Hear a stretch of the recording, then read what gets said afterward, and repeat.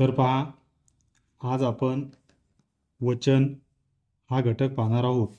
आतापर्यंत आपण नाम, सर्वनाम, विशेषण, क्रियापद, लिंग हे घटक पाहिले. आज आपण वचन हा घटक पाहूया. तर पहा, नाम व सर्वनाम यामुळे वस्तू किंवा व्यक्ती एक आहेत की अनेक, अनेक म्हणजे काय, ती एकापेक्षा जास्त हे कळतं, त्याला वचन असं म्हटलं जातं. या वचनाचे दोन प्रकार आहेत. वचनाचे प्रकार दोन आहेत, एक वचन आणि अनेक वचन. तर आता आपण एक वचन हा प्रकार पाहूया.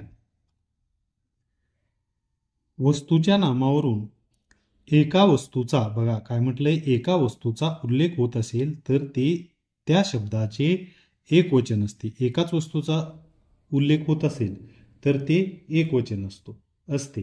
याची आता आपण काय करूया, उदाहरणे पाहूया. एक वचन त्या ज्या वस्तू आहे त्याचा उल्लेख कसा होतो ते बघूया.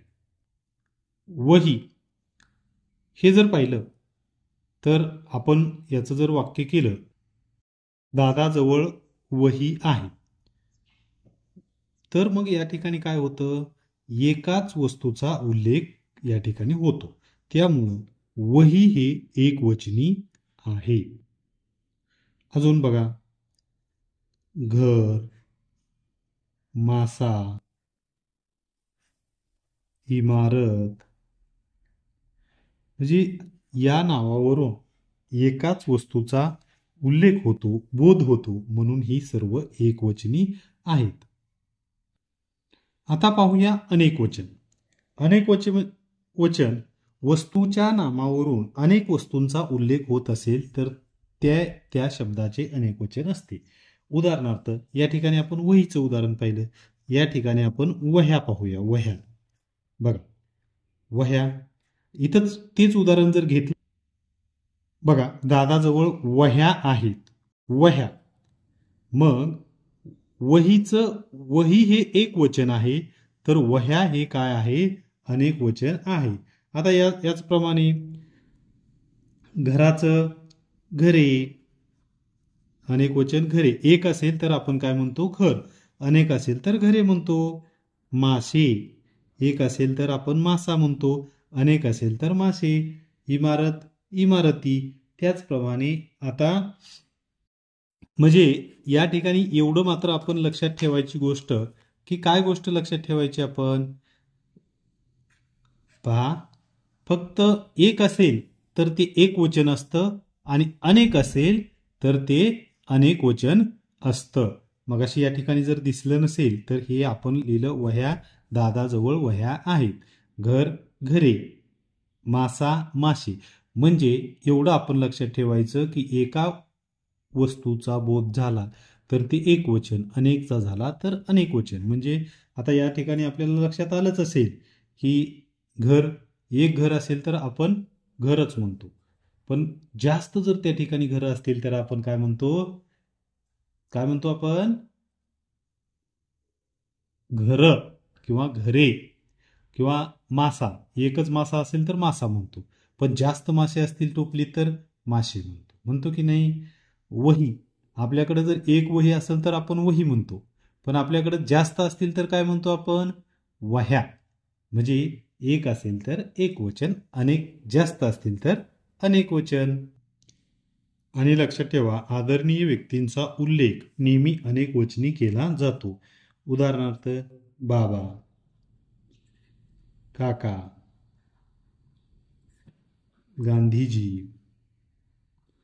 जे आदरणीय व्यक्ती असतील यांचा उल्लेख नेहमी अनेक वचनी केला जातो.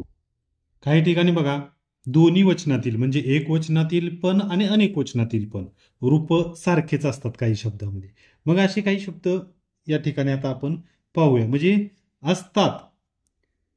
खडू, या ठिकाणी आपण खडू हा जर शब्द घेतला तर बघा, एक जरी असेल तरी आपण खडूच म्हणतो, आणि अनेक असले तरी त्याला खडे म्हणतो का आपण, नाही, खडूच म्हणतो. काय म्हणतो, खडू.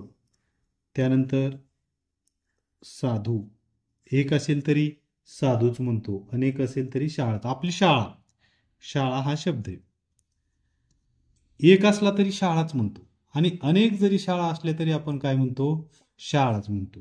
शाळा म्हणतो का? नाही. किंवा बघा त्यानंतर लाडू, खाता का नाही तुम्ही लाडू? एक असला तरी एकच लाडूच म्हणतो, आणि अनेक जरी लाडू असले तरी त्या ठिकाणी काय म्हणतो आपण? लाडूच म्हणतो. पेरू, एक असेल तरी पेरूच, अनेक असेल तरी पेरूच म्हणतो. असे जे यासारखे काही शब्द आहेत ते काय आहेत? आपण त्या ठिकाणी एक वचन आहे का अनेक वचन बघून काय करायचं? व्यवस्थितपणे या घटकावरील प्रश्न सोडवायचे असतात. आता बघा, एक वचनी सर्वनामे मी, तू, तो, ती, ते, जो, हा, कोण असे ज्यावेळेस सर्वनामे असतील तिथे एकवचनी असतात. आता त्यानंतर आपण पाहूया अनेकवचनी सर्वनामे. मग ही अनेकवचनी सर्वनामे कोणती आहेत? तर पहा या ठिकाणी बघा,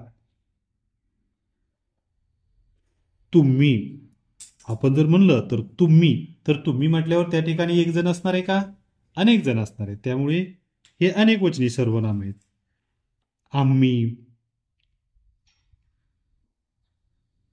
ते, त्या, जे, ह्या हे काय झाले? अनेकवचनी सर्वनाम झाले.